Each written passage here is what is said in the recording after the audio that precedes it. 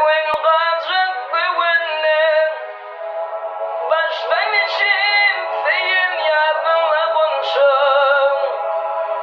Ne kalırdı horluk çeken günümde, İyiden nedir basın doydumla konuşum.